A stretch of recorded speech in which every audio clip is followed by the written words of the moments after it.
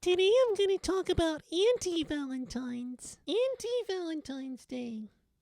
What's it really mean?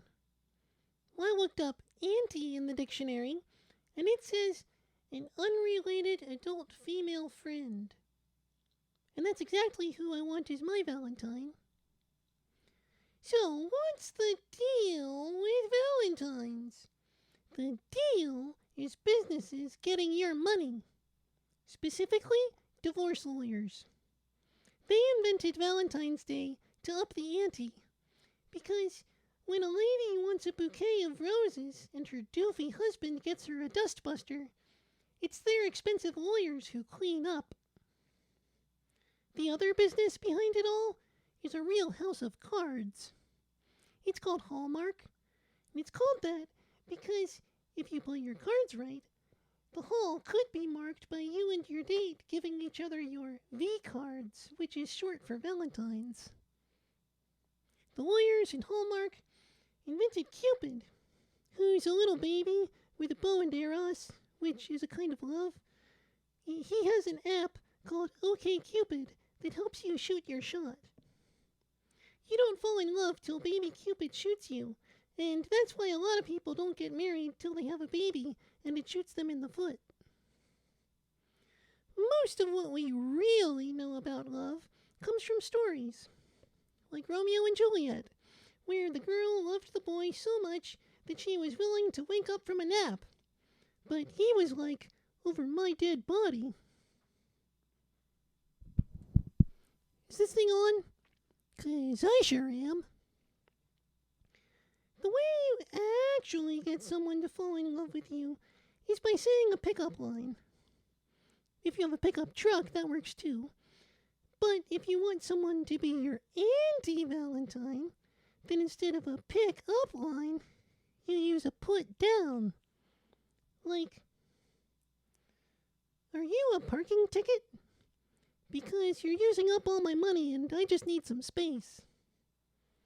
Or, people call me Freddy, but you can call me to mind in 10 years and regret not going out with me.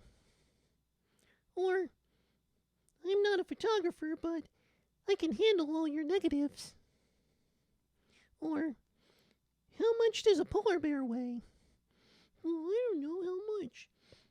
Well, it's not really polite, but we could go ask one together. Dating is different for raccoons. When you dump someone, it means you take them on a date to the dump, and that's good because it shows that you're trashy. Also, boy raccoons can date a lot of girls, but girls only date one boy. So you humans actually owe us royalties for inspiring The Bachelor. In our version, the contestants do pool parties, but it's in a big tub of melted cheese. And then they go to the fantasy suite, and that's a sweet sea of Fanta. Then they do elimination to get to their number 2 and number 1. But this kind of elimination is just poop and pee from all the cheese and Fanta. People say it's better to have loved and lost than never to have loved at all.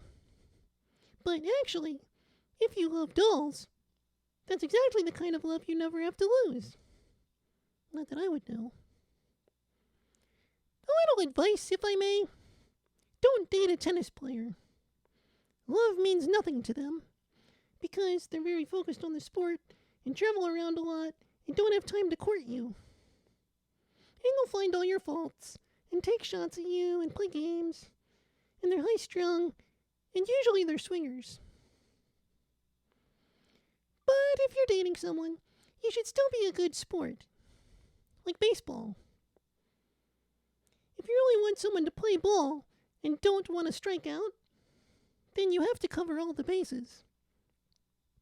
First base is touching mouths or whiskers. And you can do it French style, which means you surrender to each other. Second base is when you're above the waist in whatever waist pile you're in. Next, you get to the shortstop, and the shorts are buttoned, so that's as far as it goes. I'm here every Saturday night, just usually out back in the dumpster. Don't forget to tip your trash cans. Thank you and good night.